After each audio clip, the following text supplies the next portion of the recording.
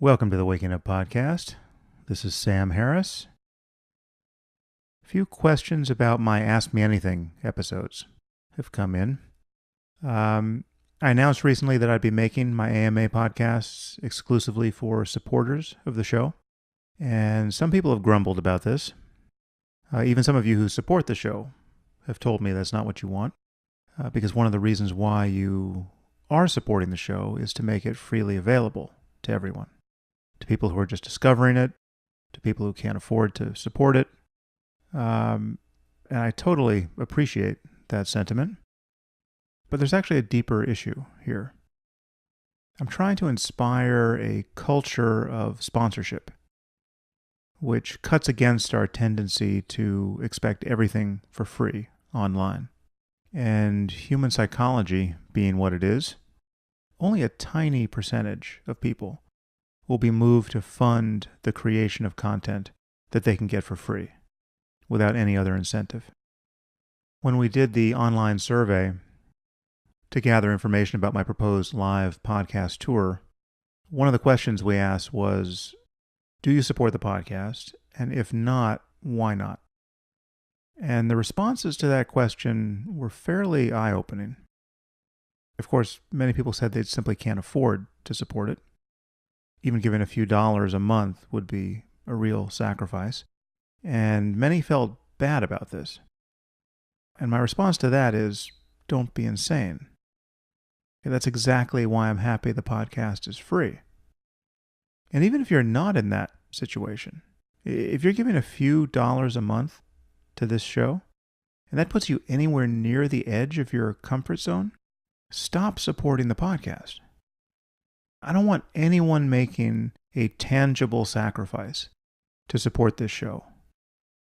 But if you're getting enough value from this show that you're happy to treat it like an extra cup of coffee once a week or once a month, and you're fortunate enough not to have to do the math on that to see whether something else in your life will be affected, okay, well then your support is hugely appreciated because you really are making the show possible. But please do not support the podcast if it's a stretch for you at all. Now, there was another common response to the survey, and I've got to think these people were millennials. Perhaps not, but many people said essentially, dude, I don't pay for digital content, and I will never pay for digital content. Or they said, why would I pay if it's free? Free means I don't have to pay for it. Now again, this is a cultural problem. There's a lot of confusion here about where the future of digital media is going and about what it will take to make it a good future. So there's a lot I could say about this, but I'll just make one point here about why having a listener-supported podcast is good. One of the amazing things about producing this show myself and about not having sponsors is that I'm not accountable to anyone other than to my audience. I can say anything I want. I can explore any topic. I can talk to any guest. And whatever happens here, no matter who gets offended, no one can fire me. Only my listeners can fire me. And the truth is, you can't even fire me. I mean, some of you can stop supporting the show or stop listening. In fact, a good number of people have done just that because of what I've said about Trump. But even my offending a significant part of my audience can't put the podcast itself in jeopardy. I am completely free to take the conversation in any direction I want. There is almost no one who you get your information from or your entertainment who is in that position. There are no talk show hosts or academics or journalists who have that freedom. One of the most popular questions currently on my Ask Me Anything page is about Reza Aslan getting fired from CNN this week. Many of you want to know what I think about that. And I was going to save that for my AMA, but it's relevant here, so I will just tell you now. As I'm sure most of you know, there's no love lost between me and Reza. In fact, I think I even say something critical about him in today's interview with Graeme.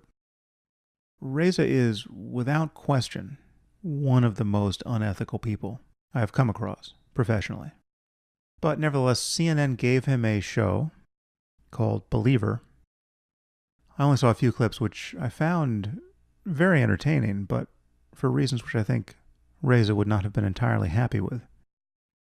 But the first season of Believer was apparently successful, and so CNN renewed their order for a second one. And then Reza went a little nuts on Twitter and said some derogatory things about President Trump. And they were not very clever or insightful things. I think the tweet that got him in trouble was one where he called the president a piece of shit. Reza is not exactly Oscar Wilde. But then he apologized publicly for losing his cool. And I think he did this fairly quickly. And despite his apology, CNN still canceled his show. Now, many people got in touch with me about this. And the general assumption was that Reza's firing would make me very happy. After all, one of my most malicious and unprincipled enemies seems to have gotten what he deserved. But the truth is, it didn't make me happy at all. CNN hired Reza for the wrong reason, and then they fired him for the wrong reason. Everything about this situation suggests that there's something wrong with our media. Of course, I recognize that CNN can hire and fire whomever they want, but we're talking about a few tweets directed at a president who is driving half the world insane. And Reza apologized, something that I've never known him to do. And I actually think his apology should have been sufficient in this case. And the fact that it wasn't, and CNN still canceled his show, doesn't bode well for our public conversation. There's been a bunch of other firings like this of late for even more trivial statements. And in this case, CNN is clearly playing it too safe. And that's something they think they need to do because they're worried about their sponsors. Well, I don't have to worry about my sponsors. So I can say whatever I want here. And that's why this forum is so useful. That's why I can engage any topic I want without worrying that someone will disapprove, or that my publisher will cancel my contract, or that my university will fire me, or that YouTube will suddenly demonetize my videos. None of those things can happen. So I'm in a truly rare circumstance of total intellectual freedom. And honestly, I am just beginning to figure out what to do with it. And those of you who are supporting the show are making that possible. So once again, I want to thank you for that. Today I am speaking with Graeme Wood. Graeme is a national correspondent for The Atlantic magazine. He has written for The New Yorker and The Wall Street Journal and The New York Times and many other publications. He was the 2014 to 2015 Edward R. Murrow Press Fellow at the Council on Foreign Relations, and he teaches in the Political Science Department at Yale University. And he's the author of the book The Way of the Strangers, Encounters with the Islamic State. And we get deep into his book and into the worldview of ISIS. We use ISIS and the Islamic State interchangeably. And we talk about his experience reporting on ISIS, the myth of online recruitment, how to challenge the theology of ISIS. We talk about the quality of ISIS's propaganda, and Graeme reveals the identity of the most important American recruit to the Islamic State. And we spent a long time talking about the surprising significance of Jesus and the Antichrist under Islam. So there's a lot here, and Graeme is an amazing authority on these topics. And it was a great pleasure to finally get him on the podcast. So, without further delay, I bring you Graeme Wood. I am here with Graeme Wood. Graeme, thanks for coming on the podcast. Good to be here. You have written this wonderful book, The Way of the Strangers, which is all about the Islamic State, its rise, and you get right up to the point where its fall seems plausible. Things have moved on a little bit since you published the book, but it's just a really entertaining and deep introduction to this phenomenon of just global jihadism more generally than ISIS, but you get into the details in a very accessible way, and the book is structured around some very engaging profiles of people and also fairly amusing profiles of people who you have spent some time with. So my first question for you is just as a journalist, did you feel that you were taking much personal risk reporting this book? I always worried a little bit about what might happen because, especially meeting someone for the first time, you never know what he or she is going to do or what friends that person's going to bring along. But ironically, reporting on the Islamic State has been one of the safer assignments I've had. Being in war zones where you don't know where the bullets are going to be coming from, you don't know who you're talking to, it is often a very dangerous thing. But talking to ISIS supporters is often an experience of subjecting yourself to proselytization that they are really eager to deliver. So it would be weird for them to attack me if I came to them and said, honestly and verifiably, look, I want to know about ISIS. They are on this planet to oblige. And so they, in general, are pretty happy to talk. That comes through in the reporting. You have these really adorable encounters with people who just have endless disposable time to indoctrinate you, and then you describe their apparent loss of enthusiasm once it's clear that you are not a good mark for this, but they clearly want to get their message out. And I guess we should say that you are reporting these stories not from ISIS-held territory. Well, it can't be taken for granted that someone won't do something horrible to you in Australia or in Egypt or in Turkey or in the United States, for that matter. And most of the people I spoke to did say, I should go to Syria. They said, we understand you'd be afraid to go there, that you think you might get enslaved or beheaded.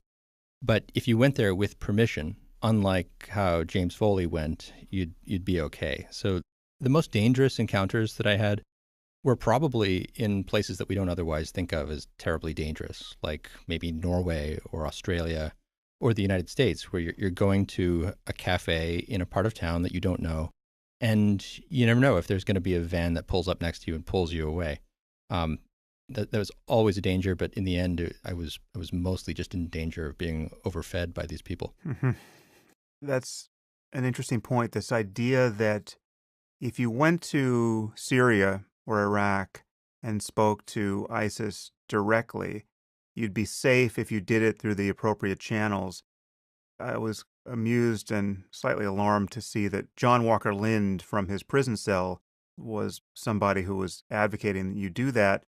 He seems completely unrehabilitated, Lindh. To remind people, John Walker Lindh was often referred to as the American Taliban. He was this young man from Marin County, as everyone should know, a bastion of privilege, who decided to go fight with the Taliban very early on, I mean, before September 11th. And in the aftermath of September 11th, he was caught fighting for them, was quickly prosecuted, and has disappeared into the bowels of our prison system. It sounds like he's still there, quite full of faith and happy to advise you to go talk to Abu Bakr al-Baghdadi if you can manage it. Yeah, the way that I interacted with John Walker Lindh was as follows. He's been in prison since 2001. I wrote to him and said, look, there seems to be this phenomenon called the Islamic State, and a lot of people who in some ways are kind of like you have gone over there. So given that you're still on American soil, and given that you're reading this letter that I've sent you in prison, apparently you can be reached. So do you have anything to tell me about what you think is motivating people and what the Islamic State's all about? And the letters that he wrote back were friendly, maybe a little bit officious, but we're saying, in essence, that the Islamic State would respect its covenants, he believed, if I went to them and said, look, I'm a journalist, I'm curious about what you're doing. Can I go over there and have a kind of guided tour of the caliphate? And yeah, I told him, that's not going to happen. I'm not going to go over there and just take their word for it that they're not going to behead me. And he said, well, it's really the only way to find out. And trust me, they seem like men of their word. So it appears that these 16 odd years that he's spent in prison has not disabused him of the jihadism that he had pursued with the Taliban. Instead, if anything, he's gone from being a Taliban supporter to perhaps an Islamic State one. Now, have there been journalists who have followed that path? I know there's the one German journalist, I think, who crossed into ISIS territory and met some people, although I can't remember if he did that with any permission. Has this theory of Lynn's been demonstrated? Yes, and it's been so far verified in 100% of the cases, which is one case. The guy is Jurgen Toepfer, who's an elderly German magistrate, kind of a amiable weirdo, very interesting political figure who's interviewed Bashar al-Assad and who wrote to a bunch of German jihadis who were in ISIS territory and said, "I'd love to go over there. Can I come?" They brought him over, showed him the city of Mosul under ISIS control. He took a lot of video, and from the sounds of it, I spoke to him about this once. Up until the very last moment that he crossed the Turkish border to safety, he wondered whether they might kill him. And even while he was over there, they said, "Look, we will respect the permission that we gave you from the office of the Caliph himself to come over here and keep you safe. But we promise you, eventually we're coming to Germany, and your name will be on our list." Right, right. That's always charming in a host. I will keep you safe here, but I'm coming to kill you where you live. Yeah, it's hospitality of a sort. So just to rewind here, just to give people a little context, because I will have introduced you in my intro to this episode, but you initially got into this research. You wrote a cover article for the Atlantic magazine about ISIS a couple of years ago, and that, at the time, I believe was the most read article in the history of the magazine. It may still be, although I imagine you've had a little competition in the last couple of years with the rise of Trump.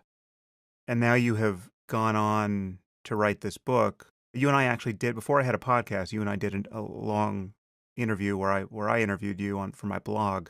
That covers territory that I don't think we'll really cover again in this conversation, so people can go seek that out on my blog if they're interested. Let's just start with the emergence of ISIS, and then I think we're going to get into current events pretty quickly here. But the birth of this group is fairly astonishing. You report on how ISIS conquered Mosul with a force of something like 500 or 1,000 men and put the entire Iraqi army to flight. It was almost a proof of their divine aid in some way. I mean, it was just like this miraculous display of cowardice on the part of an army that we had trained. How do you explain that first moment? It wasn't actually that surprising to me. I was in Mosul in early 2013, end of 2012. I believe I was the last American reporter to be in Mosul. And my experience of the city, even then, and remember, this is like a year and a half before ISIS took control of the city, was that everybody was afraid of what they were then calling Al-Qaeda. They were saying that shopkeepers would be extorted. And if I, as an obvious foreigner, was spotted on the street, there's a really good chance I would get kidnapped. So even back then, there was the sense that there was no law except Al-Qaeda's, except ISIS's.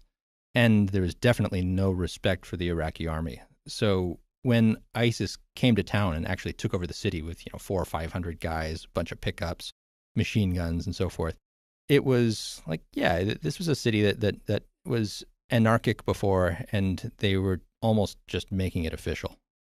But didn't thousands of troops just flee outright when these 500 men showed up? Yeah, and the troops who were there when I was there in 2013 was they were garrisoned in just a couple spots in the city. They were considered tools of a Shia sectarian government. Mosul's mostly a Sunni city. And so it wasn't as if they were doing foot patrols, winning hearts and minds. They were considered just those people in a barracks over there who we never see and we would never trust with our safety. So just imagine a bunch of Sunnis come to town. They say, "We represent your interests, you, the Sunnis of Mosul. And those soldiers over there, we will let them run away, most of them, and we'll control your city. How would you like that?" And a lot of people in Mosul just said, well, that might be better than the status quo. So I think that explains how they were able to take over so much so fast. Now, how many people at this point have emigrated to join ISIS? Is the figure still around 40,000? Yeah, 40,000 is about right. They, in the middle of last year, told people not to come anymore. So you can expect that the numbers haven't risen too much. And a lot of those 40,000 are already dead. But yeah, from overseas, from countries that are not Iraq and Syria, usually the number quoted is 40 to 45. Now, one of the things you do in your book, which many people decline to do, is you get into the heads of these guys in a way that allows you to see the world from their point of view. And when you do that, the behavior of these people becomes fairly logical. The mysteries begin to evaporate once you begin to take people at their word when they tell you over and over again what they care about, what motivates them. And it's amazing to me. I mean, this is something that has now astonished me for going on 16 years since September 11th. People just find this virtually impossible to do. Scholars of religion or seeming scholars of religion decline to do this. Political scientists routinely prove themselves unable to do this. And you have a quote here, I think it was fairly early in the book, that I loved, which is, when someone says something too evil to believe, one response is not to doubt their sincerity, but to expand one's capacity to imagine what otherwise decent people can desire. That, I concluded, is the proper response to the Islamic State. And your encounters with these people just become this exercise in accepting their account of themselves.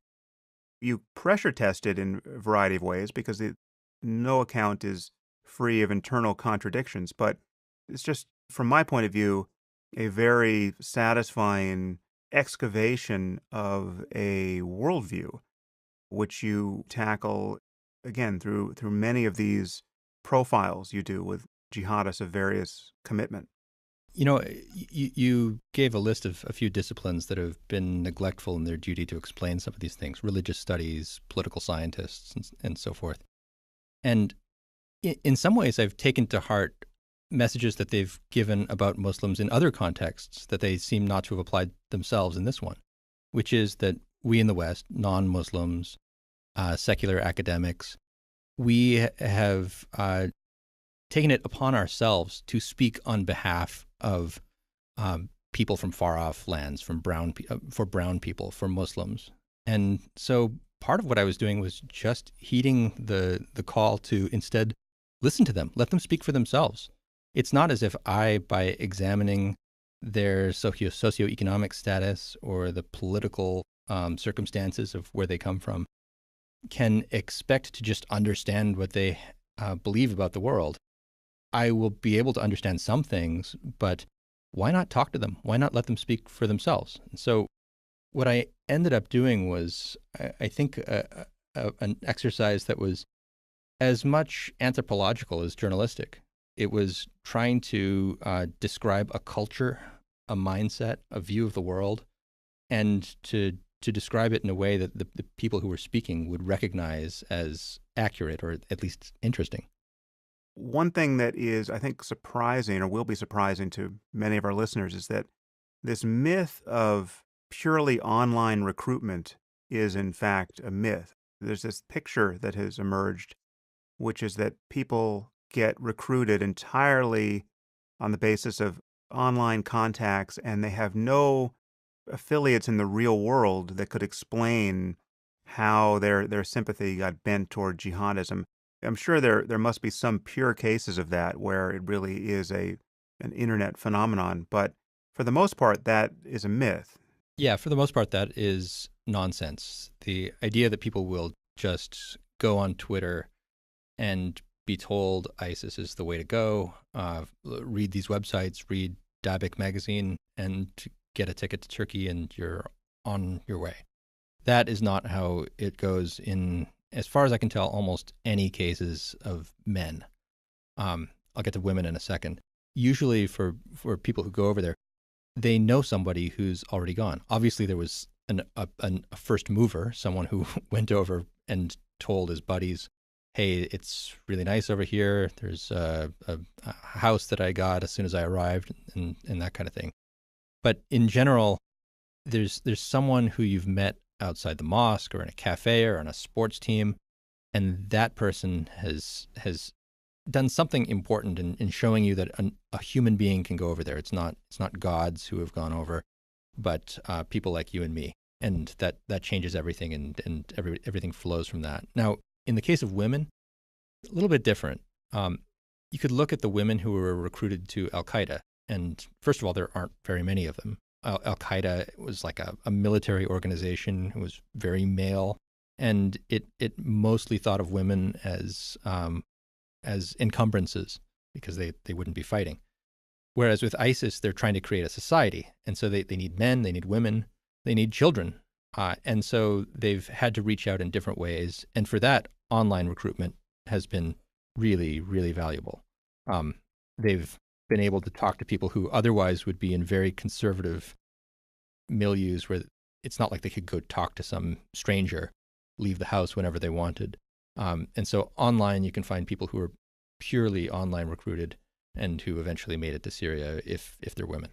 So focusing on the men for a second, the impulse for a woman to join the Islamic State, I must say, it remains a bit inscrutable to me. But for the men, it really doesn't. And at one point, you talk about what jihadists in general do, and ISIS has taken this to the point of perfection, is that they, and this is a quote from you, they weaponize a fanatical sense of shame by declaring that jihad is the only absolution.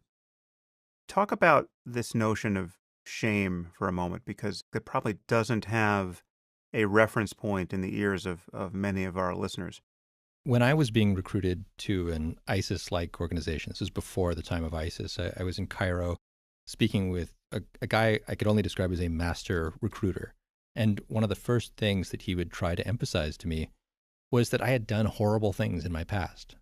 He would wouldn't ask me to confess details of, say, my sexual history or whether I'd used drugs or alcohol or my failings, but he would point out, God has requested that you not do these things, and there will be punishment for you in the hereafter for the things that you've done. So he was really trying to emphasize this sense of deep, deep sin, which I think is familiar to almost anyone who has gone over to ISIS. ISIS says exactly the same thing, that God is watching you. He is nearer to you than your own jugular vein, is one of the most famous lines from the scriptures that ISIS likes to invoke. And so when they say to someone, especially someone who has an especially sinful past as a rent boy or drug addict or what have you, then part of their appeal is that they can absolve you from the sins of your past. If you die in battle, you don't have to pay the bill when it comes to Judgment Day because you're a martyr and you get fast-tracked straight to paradise. Whereas people who die comfortably in their beds, they do have to go through an absolution process, a purification, a kind of burning limbo before they enter the gates of paradise. Yeah, don't their ribs get crushed together and cracked at the moment of the Day of Judgment? The recruiters love to talk about the lurid punishments. And yeah, there's something called the punishment of the graves.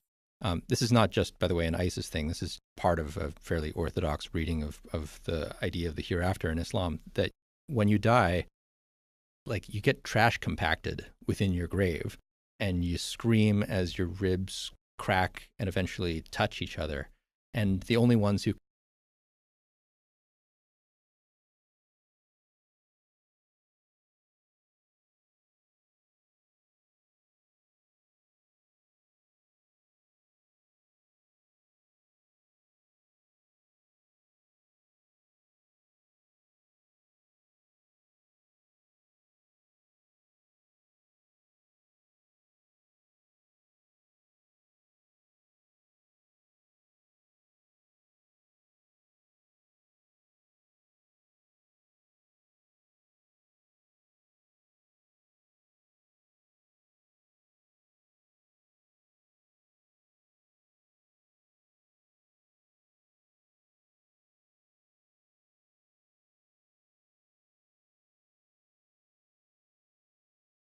I could choke, you can't do anything about that.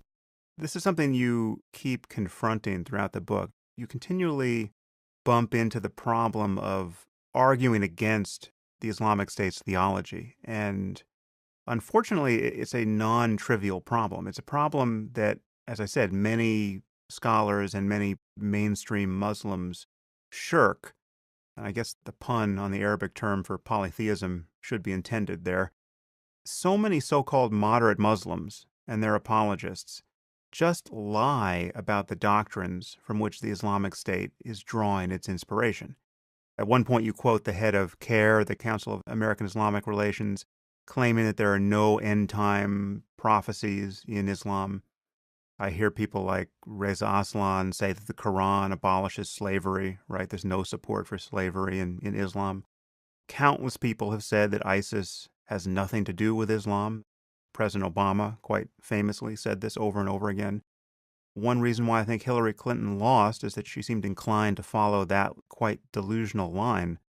And rather than talk about the actual link between specific doctrines with respect to martyrdom and jihad and apostasy and blasphemy and all the rest, and this death cult behavior, people reflexively talk about U.S. foreign policy and the Ba'ath Party and bad people who would do bad things anyway, right? This is just religions being used as a pretext.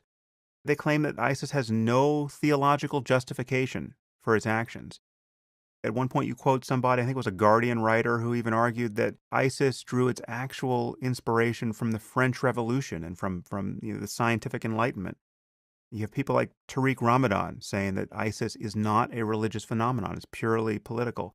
I mean, there's just this tsunami of obscurantism that rises up every time a person attempts to talk about the theological roots of this phenomenon. So, how have you encountered that obscurantism, and were you taken in by that initially and then gradually deprogrammed through your encounter with sincere believers? What was that like for you in terms of disabusing yourself of that myth?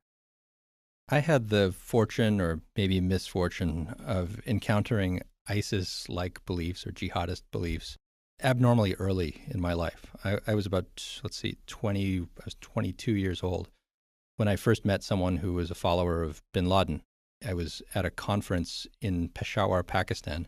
I was just a backpacker passing through, but there was a conference going on, so I was curious what was there. And it was basically a bunch of jihadists who were getting together, and they were, in fact, addressed remotely by bin Laden himself. So I got to talk to people, and from that early stage, I already had a sense that there was more to jihadism than just political grievance or any of the other things that you listed. And there was certainly, among the people who were part of that group, an absolute devotion to Islamic scriptures and to interpretations of those scriptures that have been around for a long time and are not made up out of thin air in the 20th century or 21st century. So that came first for me. And some of the apologetic efforts hit my ears well after, and well after I knew what the responses were from the jihadist side. For me, it was so the response was so ubiquitous. Every side was saying, especially in this country, that ISIS was not a religious phenomenon, that ISIS was best understood in ways that had little to do with the history of Islam, except for some extreme Islamophobes, of course.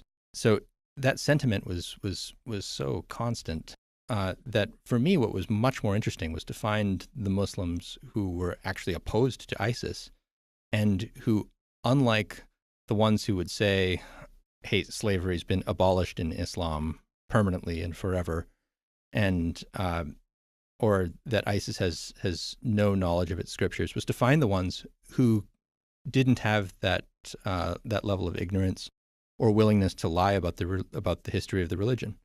And there turned out to be a lot of them who had arguments against ISIS that came from an Islamic perspective, sometimes a very conservative, possibly even jihadist Islamic perspective, and to ask them where they got those ideas as well.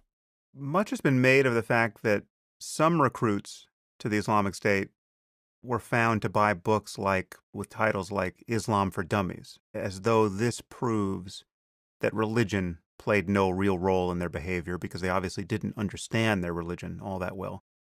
or that in some ways their claims of a religious motive must be insincere if they're buying books like that.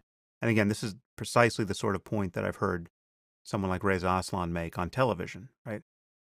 I notice you dispatch that idea at some point in the book. Dispatch it here because that has always struck me as a fairly crazy and in many cases insincere point. Yeah, there were a couple guys from Birmingham, England, who were trying to get to ISIS territory and had in their Amazon.co.uk shopping carts the Quran for Dummies and Islam for Dummies. And ever since then, you hear this invoked as evidence that these people know nothing about Islam, have no interest in Islam, and it's obviously just not so. The idea that first of all, that someone who is reading books about Islam has no interest in Islam is self-evidently a non sequitur.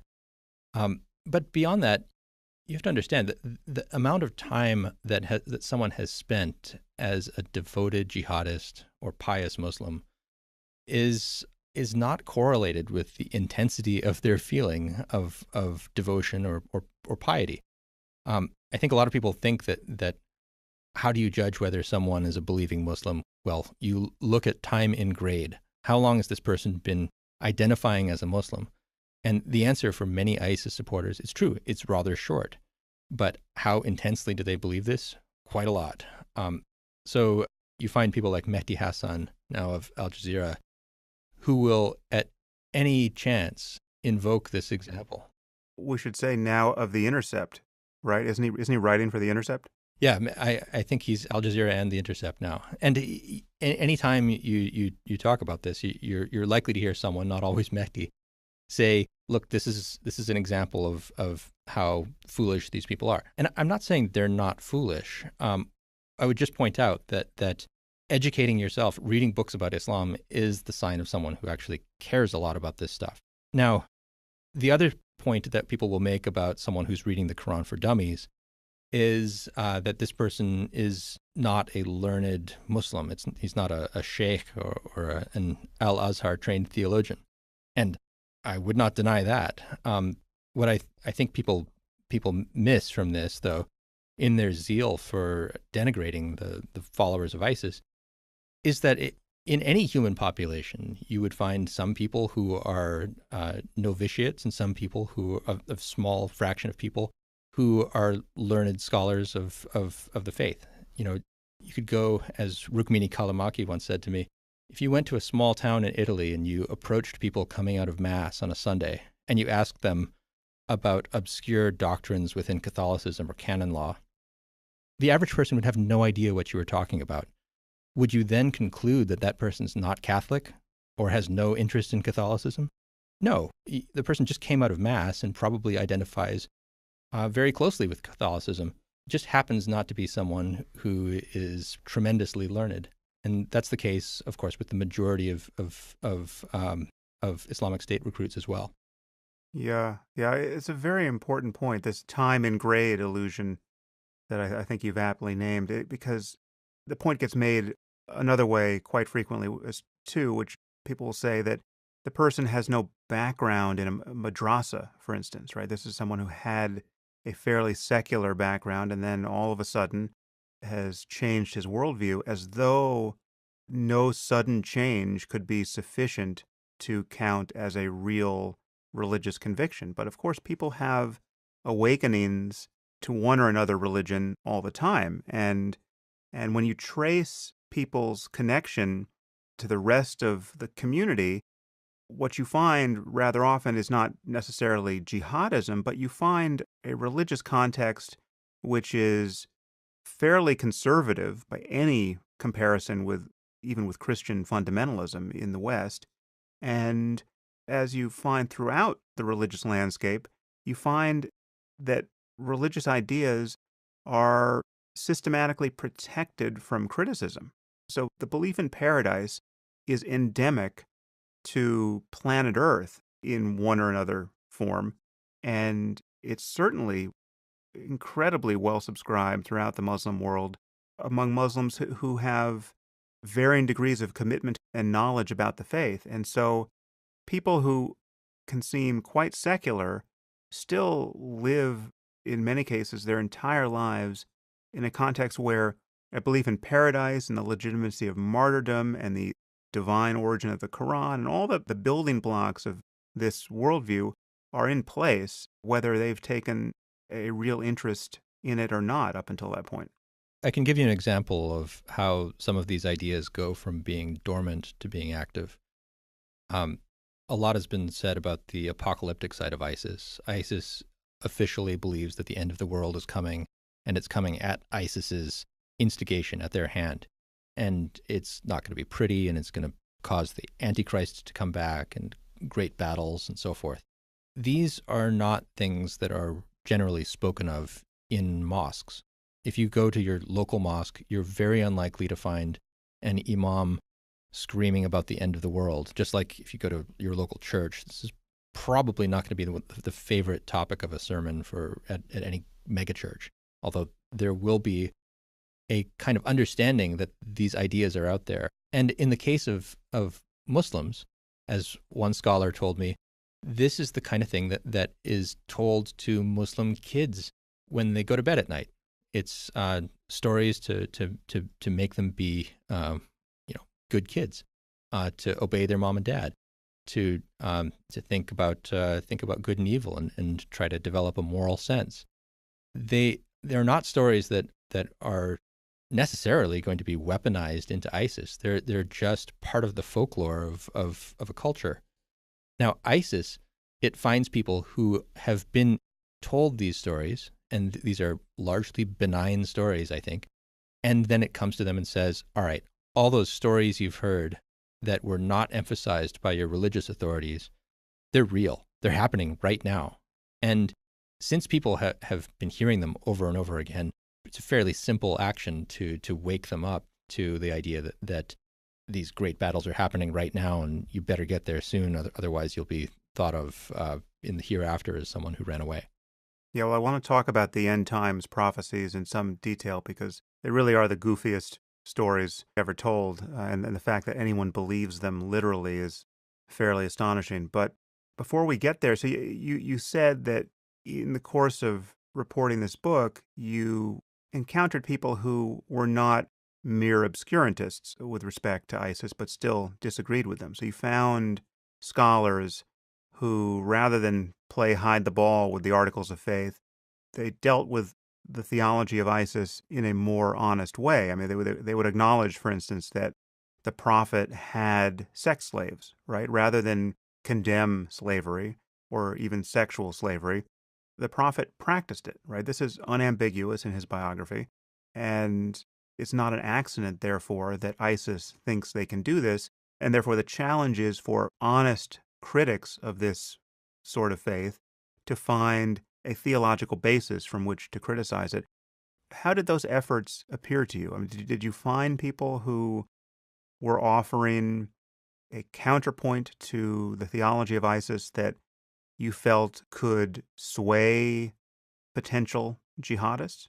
There are a few different categories of, especially from believing Muslims who are opposed to ISIS. There would be some whose main effort was to make Muslims look good.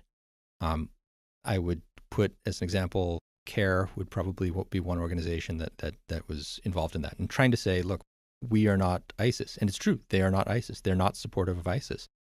They are also, though, very willing to say things that are false about Islam and that about the history of the beliefs that Muslims have had over the years. Another category is of people who would not lie about Islam, but they would lie about ISIS. They would claim that ISIS is not doesn't believe what it believes, doesn't say what it says. That's maybe a slightly easier to deal with category.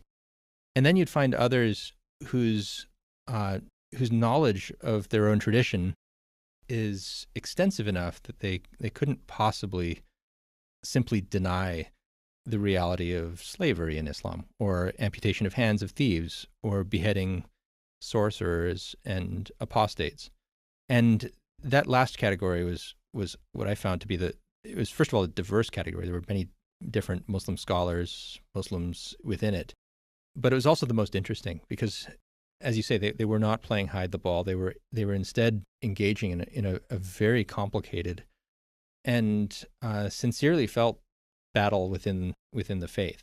And they would, to take the issue of slavery specifically, one of those earlier categories might have said slavery has been abolished in Islam.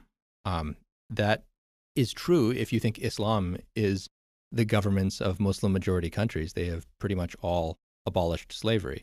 It is not true of the tradition of Islam, which has, for most of its existence, recognized the legitimacy of slavery and codified the institution. So you'd find one of the most distinguished living Muslim jurists, Taqi Usmani, a Pakistani, who said of this argument that slavery has been simply abolished by the consensus of all Muslims to be, he said, so ridiculous it would make a grieving mother laugh.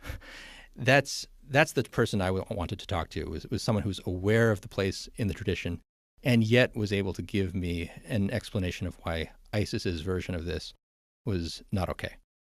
Before we go further in that direction, I just want to comment on this impulse that so many Muslims and their apologists feel to, above all, make sure that Islam doesn't look bad or that Muslims don't look bad in the aftermath of a terrorist attack of the sort we've recently experienced. This is so wrong-headed. I mean, there are few things make the community of Muslims look worse than they're reliably lying about the faith. They're lying about the existence of dangerous doctrines which are so easy to find, right? So whatever the motive for these lies, it can't help but appear sinister. And this ritual is now so widely repeated that it's become a caricature of itself. In the aftermath of an event like Manchester or London, which just happened, you have Muslims jumping on the airwaves, either representatives of CARE or people who claim to be secular and in fact, in many cases, certainly are secular. You got people like the comic Dean Obadallah, who's got a post on CNN, and they jump on television and they essentially say, what do you want from us? We condemn terrorism. Look, I condemn terrorism. I'm condemning terrorism. I don't support ISIS. Why is the burden on Muslims to condemn terrorism every time something like this happens? I've hit this before, but I view this as like a public service announcement. The issue is not that Muslims don't condemn terrorism. Condemning terrorism is a trivially easy thing to do. And it goes without saying that most Muslims don't support the activities of a man who shows up at an Ariana Grande concert and massacres children, right? That need not be said. But what is altogether lacking is an honest acknowledgement that this violence is arising out of sincere belief in the truth of specific religious doctrines. And that is the problem. Muslims don't have to condemn terrorism. They have to condemn the doctrines of martyrdom and jihad, which is a much heavier lift, right, theologically and socially. And they need to condemn all of the triumphal bullshit about Islam eventually conquering the world. That is ISIS's message, and that's what has to be confronted head on by honest, secular, liberal, or otherwise conservative and nonetheless tolerant Muslims. And that is something, I feel like I can count on one hand, maybe two hands at most, the people who honestly do that reliably. And someone like Majid Nawaz, who gets on CNN and just, you can actually track through his statements and remain sane at the end. So anyways, this is my hobby horse, but it just, every time there's a new terrorist event and we see the same shills for delusion jump on television, it really is just crazy making. I'm largely in agreement with what you just said. I will say, I do get the question all the time, why don't moderate Muslims condemn ISIS? So I think there are people out there, probably a lot of them, who really think that there are huge numbers of, say, 50% of Muslims out there who believe that ISIS is in the right and are secretly staying at home and just keeping their mouths shut so that they can wait for the triumphal day when Baghdadi comes to Washington.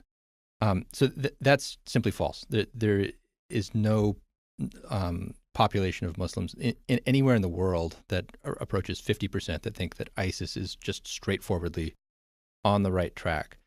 But yes, whenever there is a big attack, there is this dance of obscurantism that does begin, where people will say, Muslim or not, by the way, they will say ISIS has nothing to do with Islam, or they get Islam right. So you'll find Jews or Christians saying that ISIS gets Islam right, as if Jews or Christians had any standing within the Muslim community to say that. One variety of saying that this has nothing to do with Islam is a form of political correctness, and in both good and bad senses, where just as the answer is always no, you don't look fat in that shirt, if your partner asks you that question, you can say, well, no, this has nothing to do with Islam. So that's just a matter of politeness. What I'm happy to say is that when Muslim scholars are talking about ISIS amongst themselves, and when they're talking really seriously, you do not find at the highest level of those discussions anyone anymore who says that ISIS simply is ignorant, simply is a bunch of Baathists.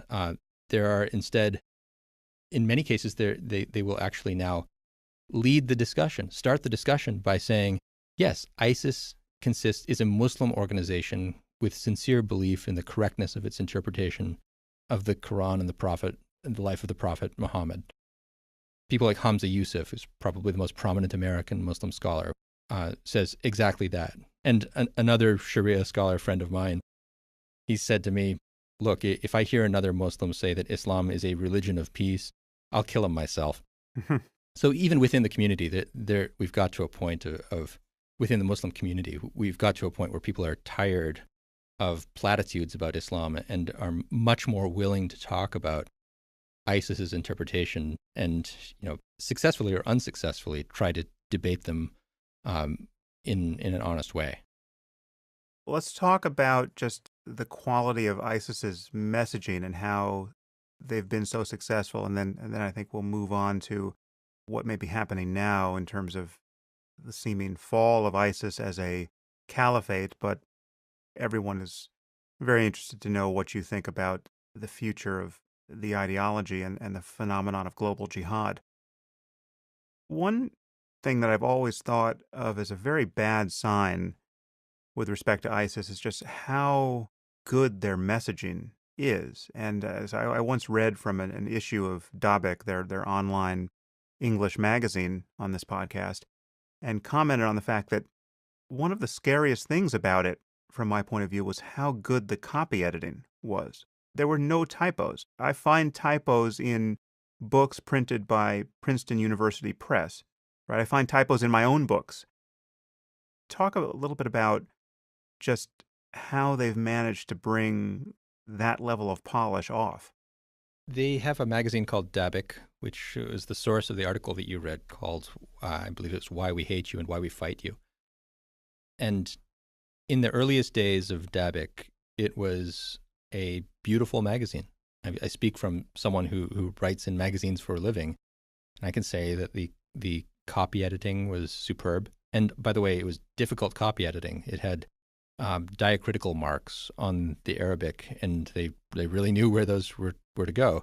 It was also well written in English, very clearly done, and the design was out of this world. I mean, it looked like a up and coming like men's magazine or something. It's an extraordinary piece of propaganda. In the last issues of Dabiq, and the magazine went out of business at the end of last year, you could see that some of the copy editors had been bombed. Yeah, you'd see lines that would run off the end of the page. You'd find typos here and there. And the designers had probably met the same fate. So instead of it looking like a particularly hip men's magazine, it would look instead more like something that some high school kids put together at the last minute with their Quark Express or whatever the layout program is these days. So it has changed a bit, but in the early days they were great at it. Now, the piece that you read out, you may or may not know this, Sam, but I believe I have discovered the author of that piece, and it's John Georgelas, the highest-ranking American in the Islamic State. So I can say from not just from the piece itself, but from all the biographical details I found out about this guy who's now in Syria fighting for ISIS, that he's a brilliant guy. And yes, it is deeply alarming to find out that in addition to the dummies they have going over there with the intention of dying as fast as they can, they've got some people who, another set of circumstances, would be doing very, very well in academic jobs in the U.S. or as computer programmers or in any number of fields.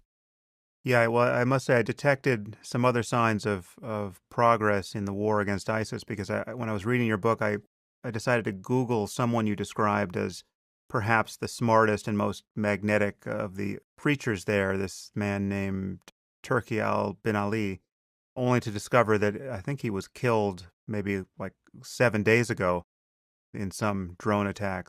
It seems like they're losing some of their talent. You mentioned this guy, John Georgelas, which I wanted you to talk about him because it really was a wonderful bit of sleuthing by which you identified him. Do you recall how you did that? Well, one of the first people I found who could speak to me fairly authoritatively about the ideas of ISIS, the theology of ISIS, was an Australian guy, Musa Cherantonio. And I went to Australia more than once to hang out with him and his followers, play soccer with them, and just try to absorb what they believed. And part of that was trying to absorb how they got the ideas that they believed.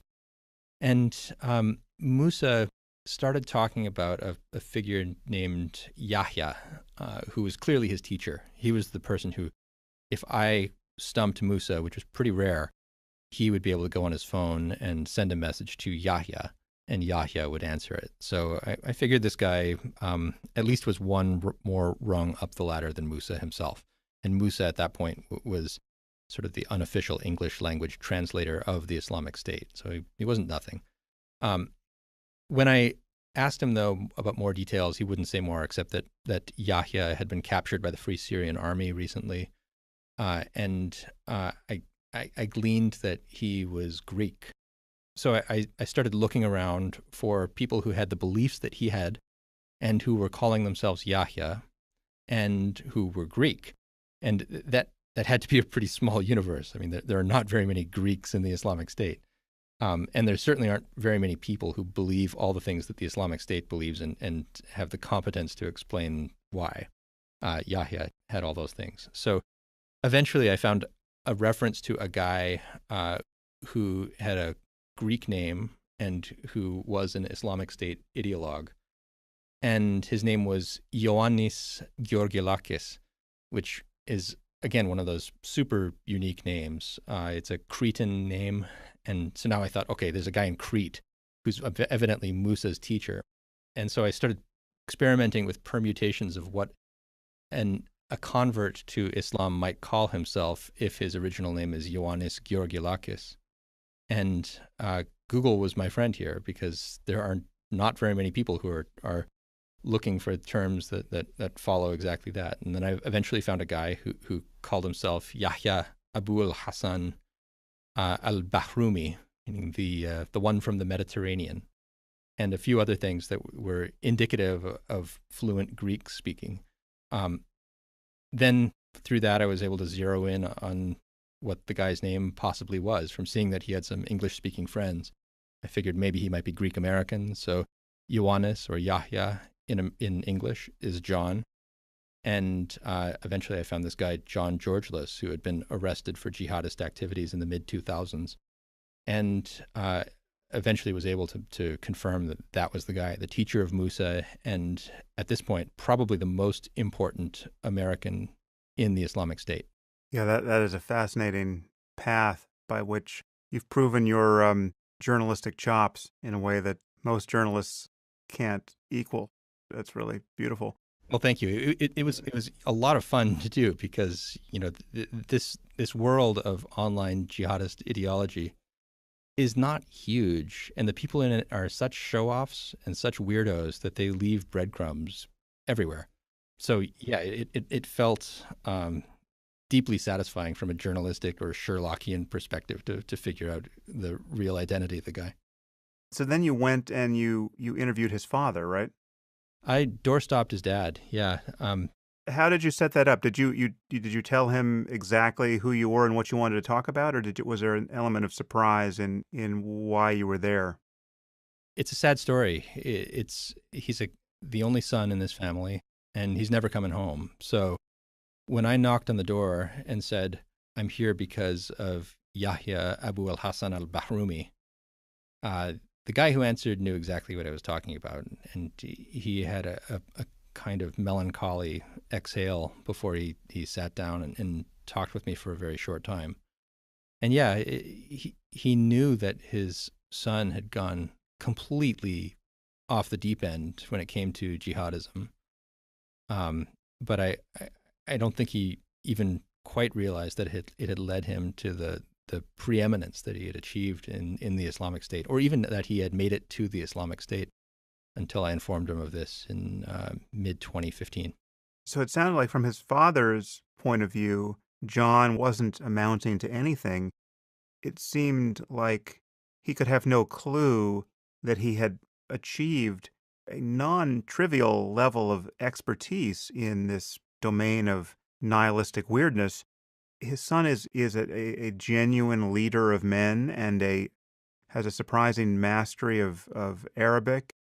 Sounds like he's extremely accomplished in his own way, and that this, based on what you report in the book, it sounds like his father would be astonished by this.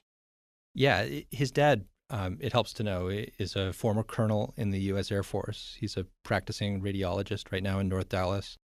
Wealthy guy from a pretty wealthy family. And so, the way that his dad has chosen to live his life, it's a fairly tracked kind of career where you progress through the ranks, literally, and you can see how well you've done by how far you get. So his son converted and became a jihadist probably in his late teens, early 20s, and was like full bore into this stuff, but was doing it in a way that it was actually almost invisible to his parents. He was like in the basement hacking on his computer and reading texts about Islam and the caliphate and assembling a following worldwide of people who were listening to him about this. And when he would say, "You got to go to ISIS territory," they would listen. So it's almost as if, imagine a very successful father who has his fuck up son in the basement playing video games. What are the chances that that dad is going to realize that that kid in the basement is the best video game player in the world of that video game? Pretty low. Well, the video game that he happens to be playing is called jihadism. It's called ISIS. And it was a huge surprise and an embarrassment, I think, to the family to discover that this is what the son had been doing, and that's how far he had gotten in it.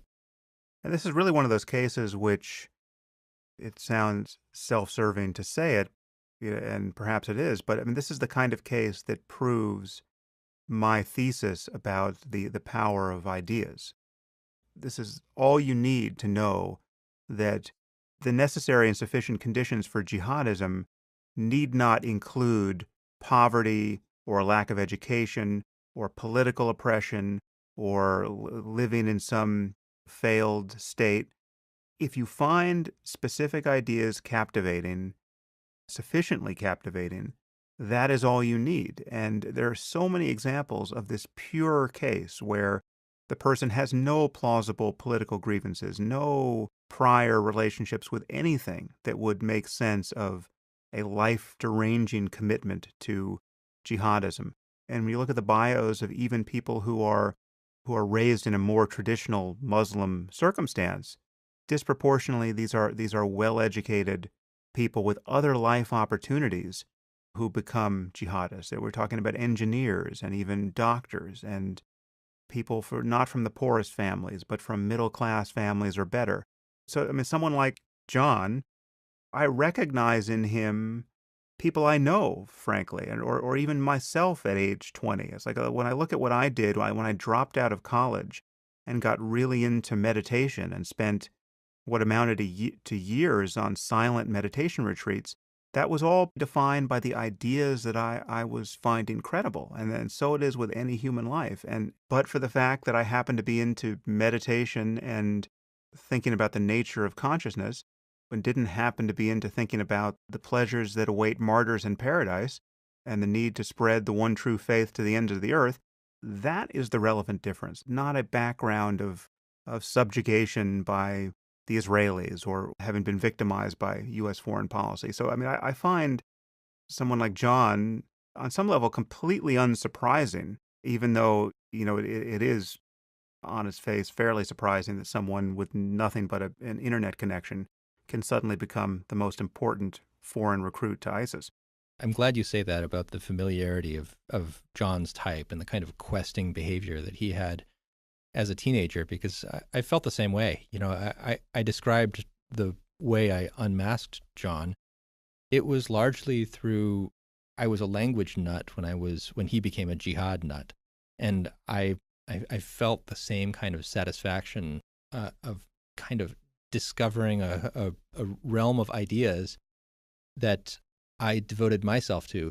And it was clearly something that he felt too. It was a whole realm of human intellectual activity that he found just worth throwing everything else away for. And because that was one of the requirements of that web of ideas. Whereas if you're into meditation or into philology, then there are paths out of it.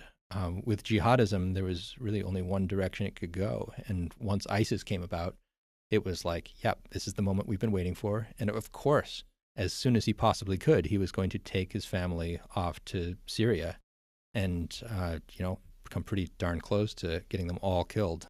In fact, it's probably just going to be him. So now, what was it like to spend time with Musa Cerantonio? You can remind our listeners who he was. You wrote about him in I believe, your Atlantic article as well.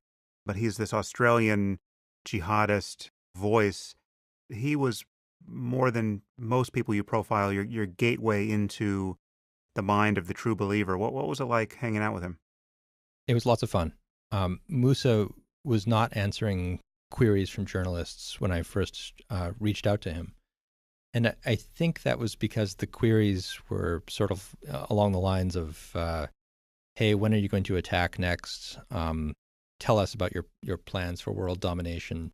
And the questions that I asked him were more like, what do you believe? How did you get to believe these things? How do you respond to the people who disagree with you? And I think he found that approach irresistible. He has styled himself as a Muslim intellectual for the last 5 years or so. He's been an evangelist on Egyptian/Saudi television. He's had a speaking engagements with major figures in India, in the Gulf, in Egypt, in Australia. And he was really eager to have someone sit down and drill him on these questions about what Islam actually requires. He wanted me to ask him the hardest questions about the original language texts that he was using to recruit people.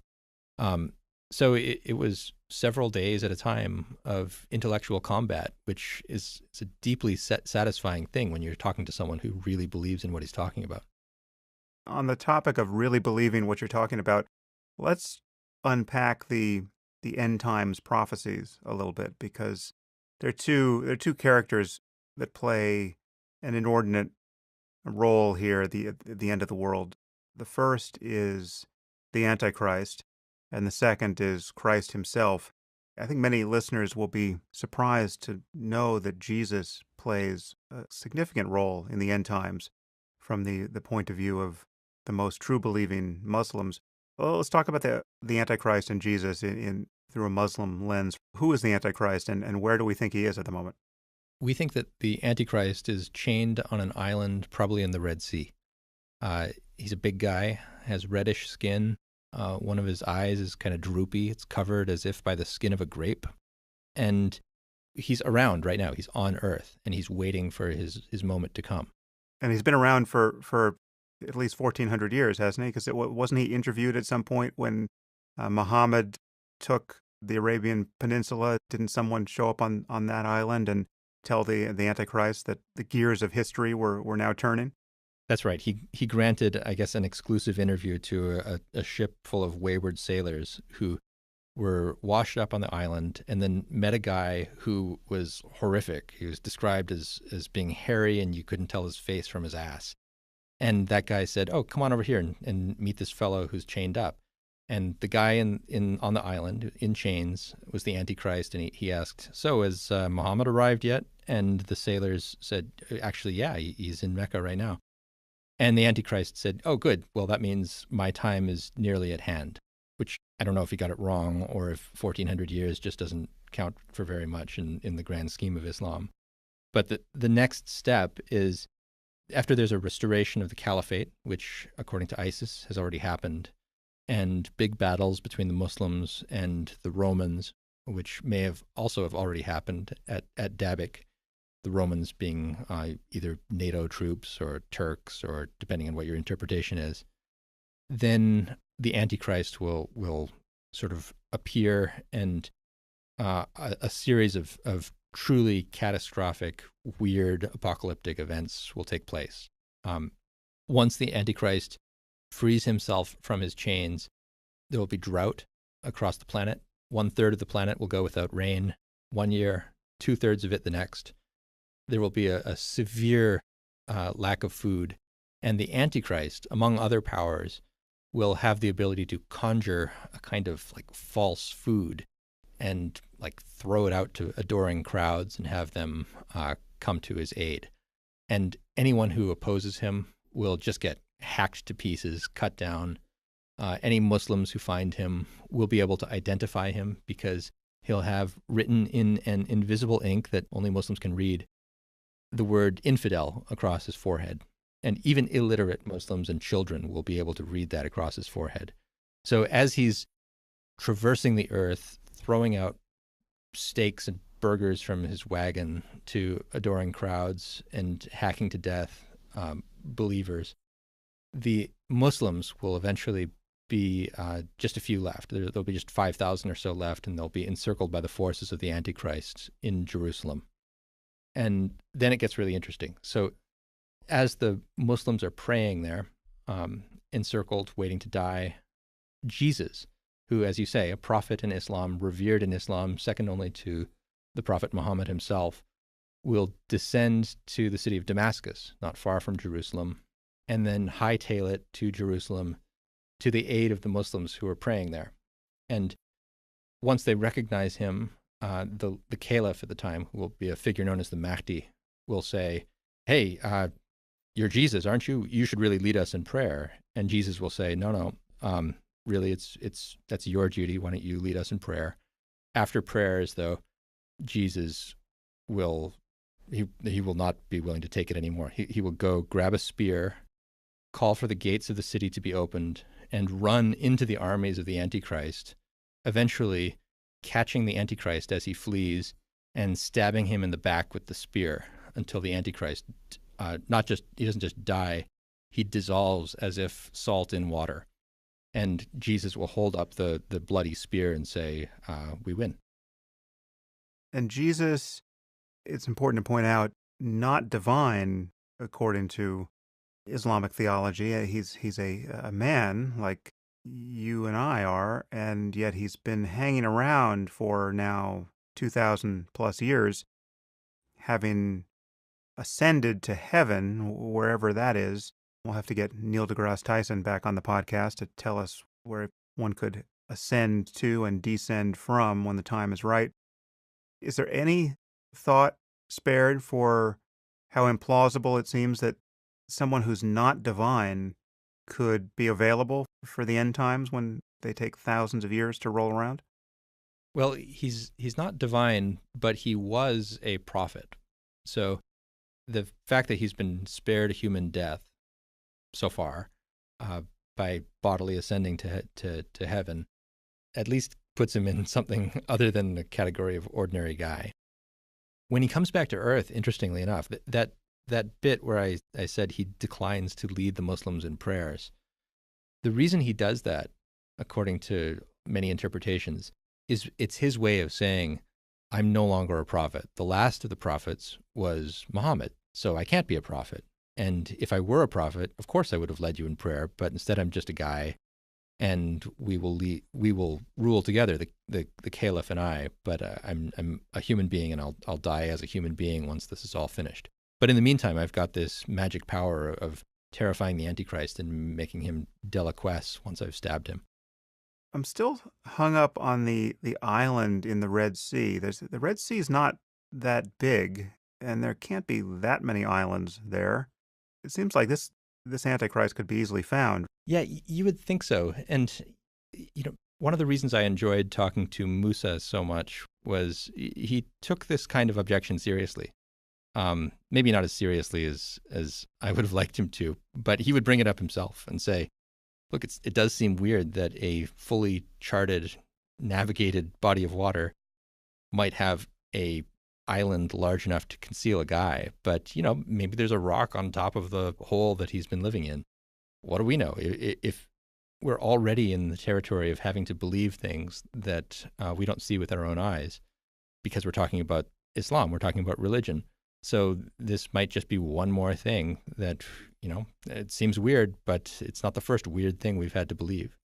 Another thing like that, the armies of Gog and Magog, who will come and they will blight the earth a second time after the Antichrist, and also after the mortal death of Jesus.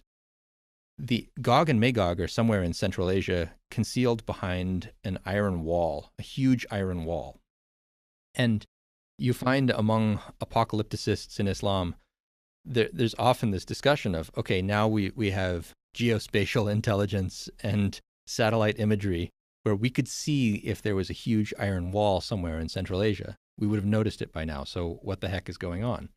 And often it comes down to this question of faith, where you just say, well, God has blinded us to lots of things before. Why not this too? Why should we expect that our scientific instruments will be able to do what God may very well not want us to be able to do? This is how faith functions as the ultimate get out of epistemological jail free card.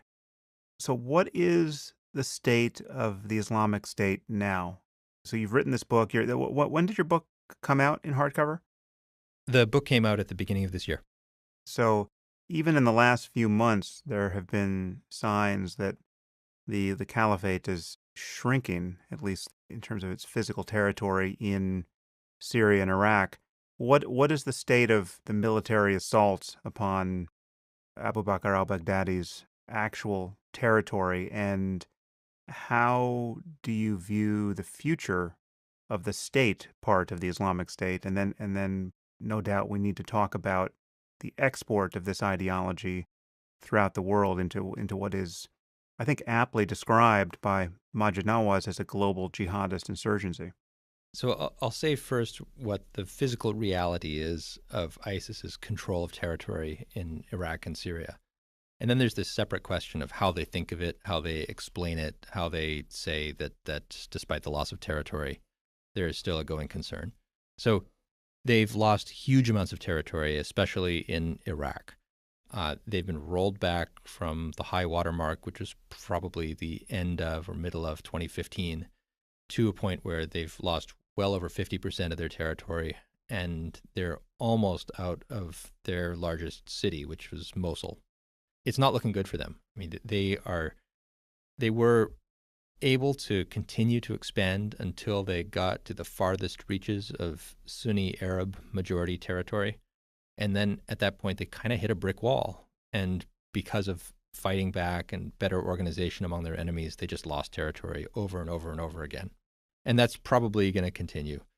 The city of Raqqa, which has been the de facto capital in some ways of ISIS, is in Syria, and it's being encircled by Kurds, Syrians, and others. And it's not going to be an easy fight, but I think eventually we can pretty confidently say Raqqa is not going to be a city that's controlled by ISIS anymore. Now, on to the question of how ISIS thinks of this, because this sounds pretty dire the way I put it. to them, first of all, they would say, okay, things don't look good, but we are prepared and we're expecting trials. We're expecting God to curse us with failures and defeats. And this is a good thing because it's going to purify our ranks. It's going to make the piece of the pie for those who are faithful and fighting for us that much larger when it eventually is served to us. So they say that if Mosul is a tough operation, then great. If Raqqa is tough, then even better. Remember, when the Antichrist comes, there's only going to be 5,000 of us left. So things might seem bad right now, but they're going to get even worse, and that's all to the best, paradoxically. So tactically, they've got the following view, that when the operation to take Mosul back began, they said, this is going to be our battle of the trench. And in that, they were referring to an event in early Islamic history called the Battle of the Trench, which is told in a chapter of the Quran called the chapter of the parties, the different groups that were fighting against the Prophet when he was in the city of Medina. And the way the Prophet fought back was to dig trenches around the city, so the cavalry was useless in trying to take back the city. And what it forced his adversaries to do was to dig in for a long war. And because there were so many parties who were making up the group of his adversaries, they just didn't have enough political stability to win the fight and to be there for the longue durée. And ISIS thinks the same way. They say, look, we've got a bunch of Shia and Americans and French and Kurds. We've got Jordanians, we've got Emiratis, we've got Turks. They all don't like us, but they also don't like each other. So if we dig in Mosul, and they literally dug a bunch of trenches in Mosul so that the modern equivalent of the cavalry couldn't get in as effectively as it would like, they thought, we're going to prolong this for such a long time that the Iraqis and the Turks and the Americans and the French and so forth won't be able to stand each other, and they'll have to regroup, and will effectively have won this round. That's where they are in Iraq right now, is still trying to drag this out and make it painful enough that eventually they can declare a kind of victory. And even if they lose territory, can melt away into the desert where they were before they took over the city of Mosul, so that they'll say, worst case scenario, we'll just have to reboot to 2012 or so. How do they view, and how do you view, the export of the ISIS brand into both ISIS-directed and ISIS-inspired attacks in the developed world? They still have a lot of power to attack targets in the West, and even to develop provinces overseas. So Musa Charantonio, we discussed before, he's now in jail, and it's alleged that he was trying to get on a boat and go to ISIS territory somewhere. And I believe that somewhere was the Philippines. So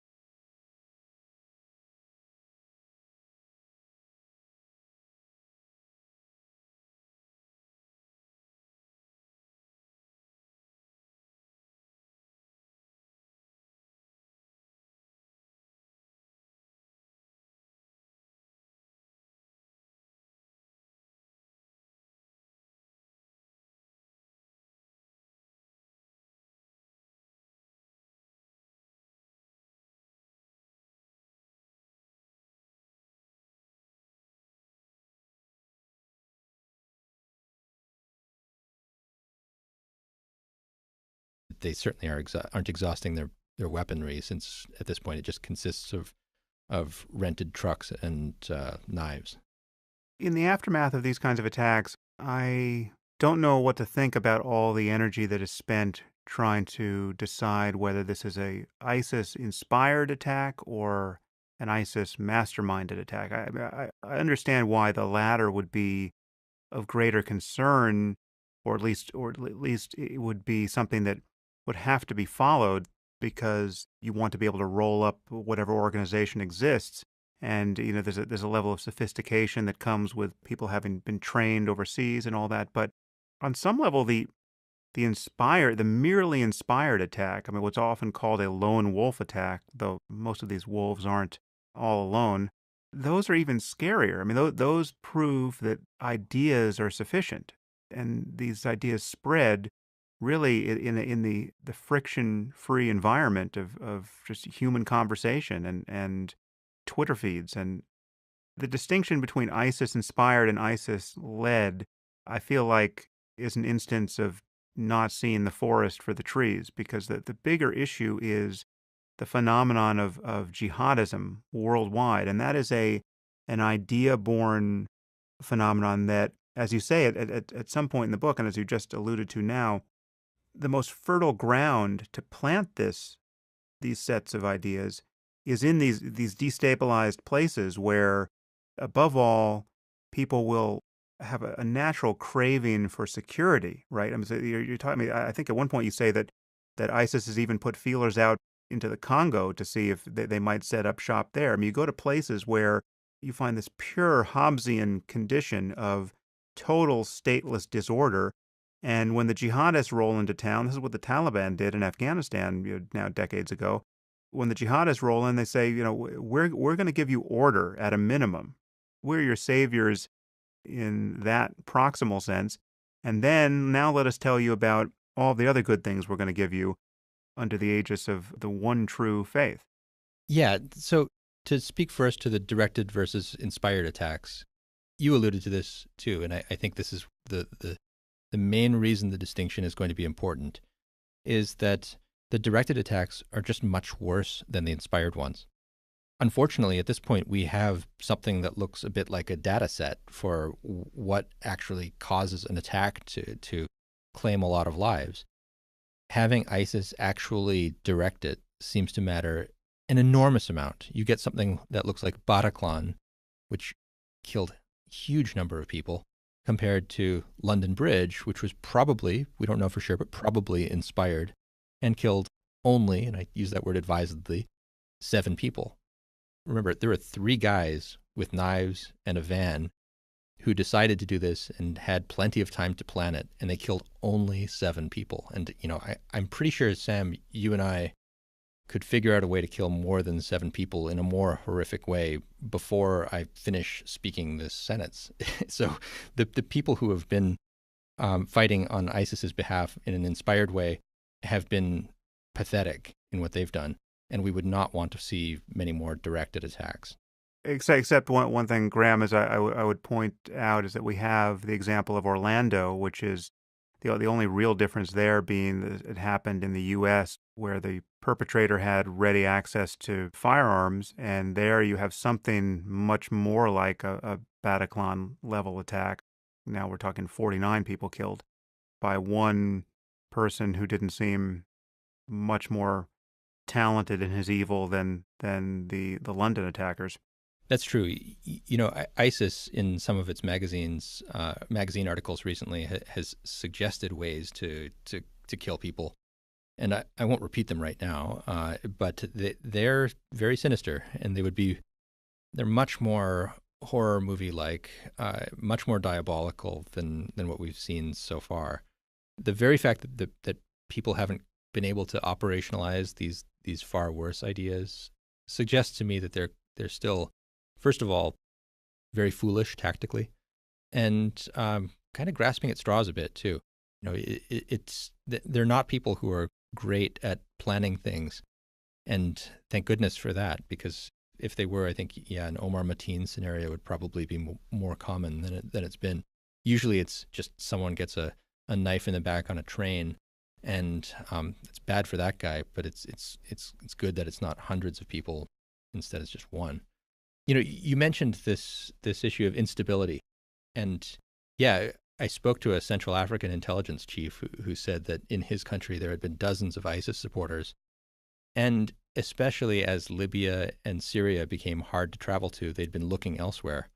And Congo was one place that they had actually sent people on behalf of ISIS to investigate as a possible province, and the ability to try to investigate the possibility of building a state there.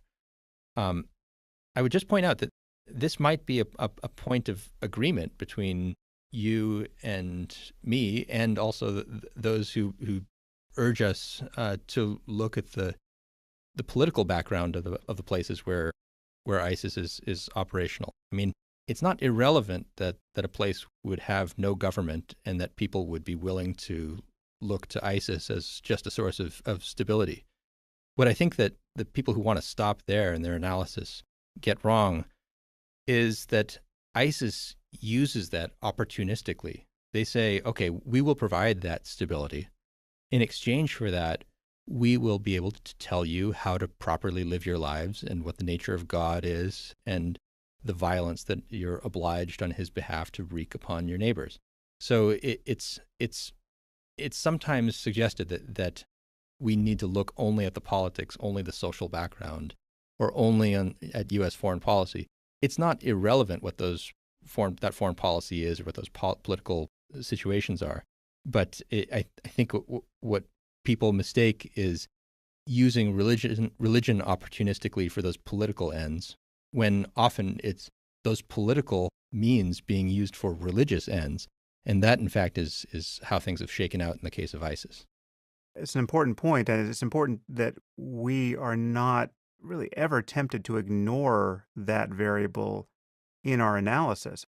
I just raised it myself, but it's, as you say, it's relevant, except in cases where it's actually not relevant. I mean, I'm still with John Georgelis in his basement, right? He's sitting in his, rich Colonel Father's radiologist's basement playing the video game of world domination. And the fact that that's possible simply speaks to how important the ideas are here. The fact that you can leverage political instability into some future caliphate, that seems just transparently so. And the fact that there are many places on earth where jihadists can plausibly pursue that project, whatever happens to the Islamic State in Syria and Iraq, that's obviously a topic of future concern. One question I have for you, though, is why, when you talk about how important training is here in in a battle-hardened experience in maximizing the death toll and therefore the risk to open societies, why don't countries like the UK deny people entry back into the country once they've gone off to fight with ISIS? They seem to be doing the opposite. They seize people's passports so that they can't go fight with ISIS. But why don't they let them go fight and just never let them back into the country? Well, they don't really let them back into the country. If you make it back to the UK and you fought on behalf of ISIS, then you've already committed a crime and you're going to go away for a long time. There has been a theory that I think Russia and perhaps also France have in effect pursued, which is better they go over there and never come back, and we will not really stop them from going. And that theory has not really worked out very well. We found that the people who do make it back are so dangerous that it was probably better that they had never gone in the first place. The training that they get over there makes them extremely disinhibited, awful killers. And so you don't want to send them over there. So you find there was a report in the Wall Street Journal recently about teams of French commandos who are in Iraq and Syria right now with a deck of cards style list of Frenchmen who are in Iraq who they need to make sure never come back. And that's really the thing that's not well understood and hard to stomach, frankly, from those of us in the West, which is there is a war of annihilation being fought right now in Iraq and Syria against the people who we either decided to let go over there or who made it over there despite our efforts and who might want to come back someday. We're doing everything we can to make sure that those people all die. And that, frankly, is understandable. I mean, it just, these recent terrorist attacks, again, put these concerns very vividly in everyone's mind. And then there's a half-life to this response, and we then kind of just go back to sleep and then wait for the next big attack. But what this does is put our commitment to free speech also on the table to be reconsidered. And I must say, I mean, I'm basically a a free speech absolutist. I mean, I consider myself someone who supports a person's freedom to espouse bad ideas, even patently dangerous ideas, as long as it's only that, just the communication of ideas. So neo-Nazis in this country or people who I would never want to give a platform to, I think should be free to speak and organize. But I'm wondering, it just seems like the details of what's happening in the UK now really are putting that to the test. So, for instance, as many of our listeners probably know, in the most recent attack in London, one of these guys who ran over people on London Bridge with a van and then jumped out and started stabbing people. He was featured in a Channel 4 documentary, The Jihadist Next Door, and we now know he was well on the radar of authorities for a very long time. He had actually physically attacked, I think, a colleague of Majid Nawaz's at Quilliam. As someone said on Twitter, these KG jihadists are eluding capture by appearing in documentaries on jihadism with jihadist in the title, right? But this is all happening under the rubric of we have to tolerate these bad ideas, no matter how bad, and we can't move preemptively to infringe the liberties of anyone who's claiming to be a jihadist. And it's easy for me to imagine that my free speech absolutism is vulnerable to a terrorist attack that happens too close to home, or even just when I see again, referencing this Channel 4 documentary, when I see what it's like in certain sections of London or in other cities in the UK, where you have steely-eyed maniacs standing on a street corner with a bullhorn, shrieking day after day about how they're planning to kill and enslave their neighbors, right? How long can free societies tolerate this behavior when, again, it gets punctuated by attacks of the sort we've seen in the UK in the last few weeks? Some of the people who were involved in that London Bridge attack were part of this group called Al Muhajirun, which is led by the now imprisoned Anjem Chowdhury, who was the bullhorn guy in chief, screaming on street corners for years about how much he loved ISIS. I think when Theresa May talks about curtailing the access to social media of ISIS supporters, it's understandable. It's also misguided.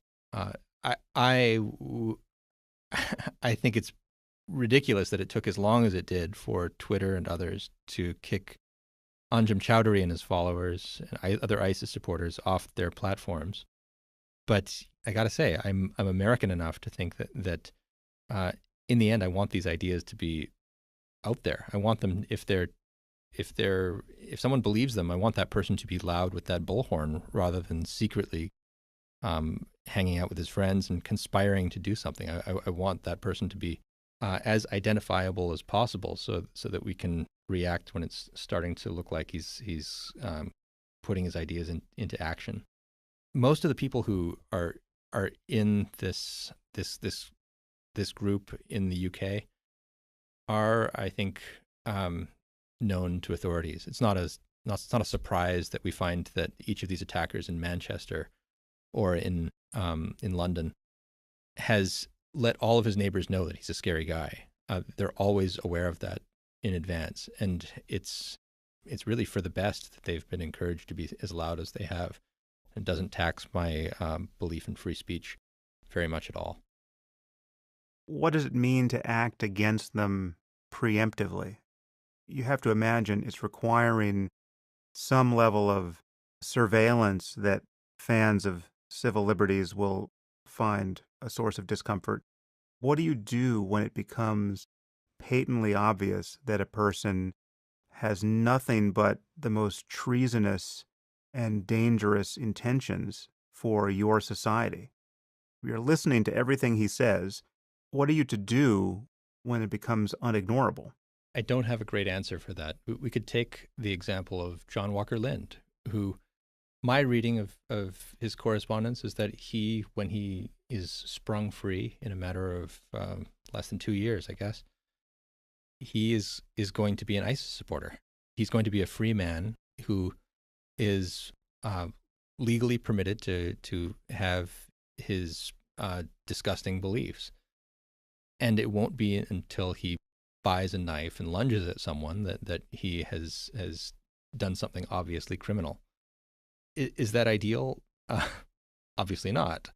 He might not, of course, do anything like that. He might not even be an ISIS supporter, but the words that he spoke to me certainly suggest that he has more sympathy for the group than we should be comfortable with. And he would be, I think, a paradigmatic example, if he does have those beliefs, of someone who the utmost vigilance would be reasonable by law enforcement. But I can't find myself advocating anything more than what our current norms of civil liberties would allow, and watching even someone with as dangerous ideas as I suspect he has. And what do you think about the prospects of actually winning a war of ideas here with the Muslim community, so that this problem of jihadism gets retired to distant history the way the problem of, the burning of witches or some analogous religious craziness is just a distant memory in Christianity? I mean, when you look at the efforts of someone like Majid Nawaz to try to inspire a core respect for secularism and liberalism as the antidote to jihadism, and even variants of Islam that are just far too conservative to be compatible with our notion of human rights and political equality and tolerance for homosexuality and all the rest. How do you view those efforts circa 2017? I don't have a lot of confidence in the changing of the minds of people who are supportive of ISIS. There are cases of people who get tired of being with ISIS. There are people who decide that ISIS had the right ideas but the wrong implementation. There aren't that many examples of people who really believed in ISIS and no longer do so. Most of them go over there, they believe, and then they die, and that's the only thing that stops them from their true belief. The good news, though, is that it's still a pretty small number of people. 40,000 doesn't sound very small, and of course there's many more who haven't gone. But as a percentage, it is not as the number of Christians who believed that witch burning was something that should happen, that was part of their faith, was probably larger than the number of people who are Muslim and believe that ISIS is on the right track. Now, those numbers, small as percentage, are large enough to concern me, of course. I also think that there's enough of a churn, a stylistic churn of ideas, that ISIS being cool right now among people who are looking for a kind of violent outlet to their theological musings, it may not be cool in the passage of a generation or so.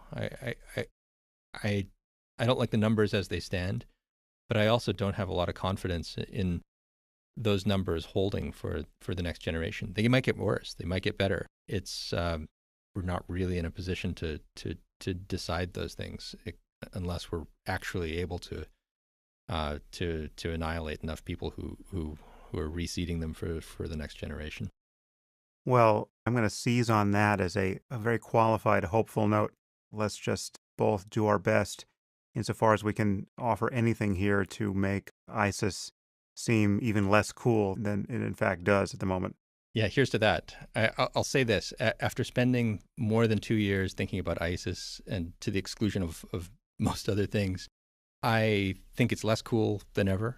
I also think it's less scary than ever. You know, the more you learn about it, the more you find that it is a small, devoted, certainly religiously devoted core of people, but its power to rule our lives and deform our politics has been greater than I would hope. But it shouldn't be something that causes us to not go about our lives as we wish. And I wish people would have the same kind of confidence about that I get from all my explorations of the topic. I'm even willing to vacation on an island in the Red Sea at this point. I'm quite confident that we're on the winning side of this argument in the end. All right. Well, buy your ticket soon.